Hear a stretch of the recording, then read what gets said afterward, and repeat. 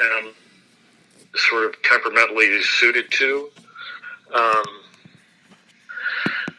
And that's a fault, I mean, I am not the sort of person who has all of this hustle and, cultivates friendships with people because they will be good for my career and stuff. I'm just not that way, and I would be better off if I were. In terms of my career, So that's the hardest thing.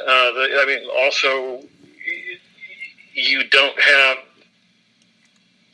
Basically, the best thing that can happen for you is to become...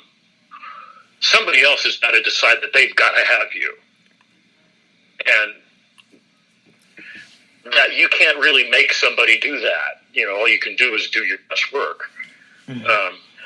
But you can't make you can't force somebody who has the power to do it, go, I've got to have him.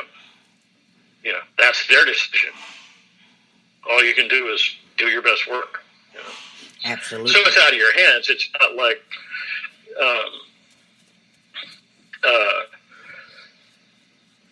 you can't do everything yourself. Like you would be able to do if you were painting a picture, or you'd still have to find somebody to buy the picture or the sculpture or the book or whatever. But you'd have pretty much total control over what you were doing, and you don't have that in theater or film.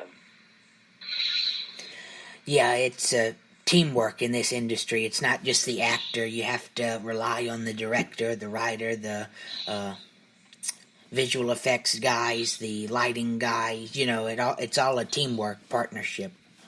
Yeah. Mm-hmm. My last question to you is, what is your advice to people who want to be an actor, who want to get into this industry? Well, I have two pieces of advice. One of them is a little difficult, but is absolutely bulletproof. The best thing you can do is have both of your parents be well-established, well-liked figures in the industry before you're born. Mm-hmm. That takes a little bit of doing, since we don't generally get to choose our parents. That's the flippant part. Not to be as horrible as it sounds. I mean, nobody thinks it weird if a plumber's son becomes a plumber, but if an actor's son becomes an actor, it's nepotism.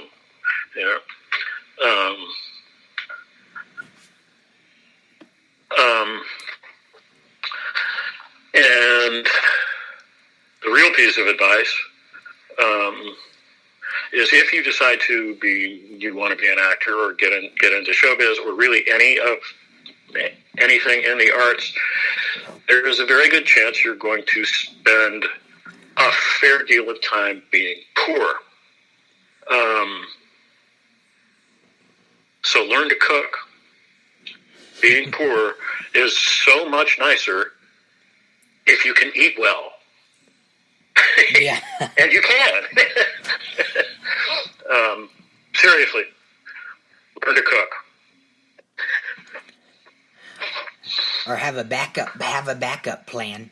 Yeah, there's that, and then the counter to that is, and it's true, if you can do something else, you will.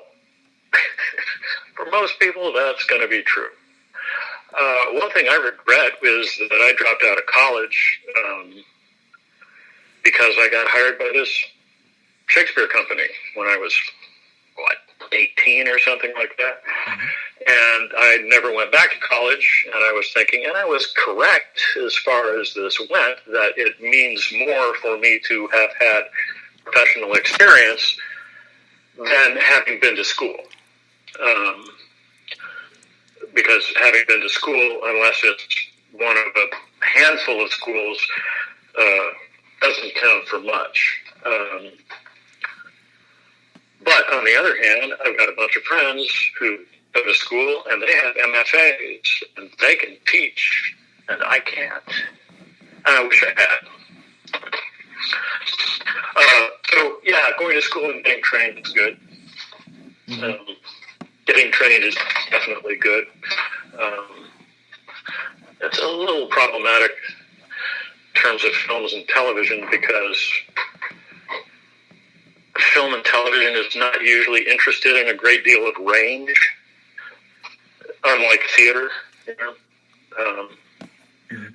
where you want to be able to play all different kinds of parts. In movies, you're going to get typecast. It's not going to be up to you, and that's going to be that. And they want to see you do that thing, do that thing.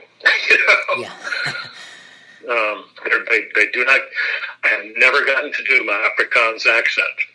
I have never gotten to do my Welsh accent. I can actually do a Welsh accent. Certainly not in film. The only accents I've ever gotten to do are German. Yeah.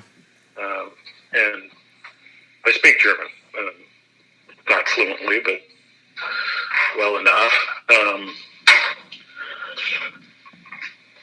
So that kind of theater training and stuff is not as applicable as one might like to film and TV for the most part, unless you're Meryl Streep, and how many Meryl Streeps are there?